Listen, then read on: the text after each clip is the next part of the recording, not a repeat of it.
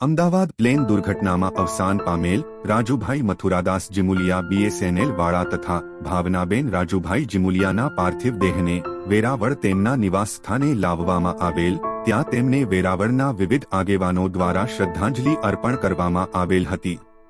ત્યારબાદ તેમના નિવાસસ્થાનેથી આજે તારીખ 18/6/2025 સવારે 9 વાગ્યે સ્મશાન યાત્રા કાઢવામાં આવેલ હતી, જેમાં વિવિધ આગેવાનો અને લોકો બહોળી સંખ્યામાં જોડાયા હતા।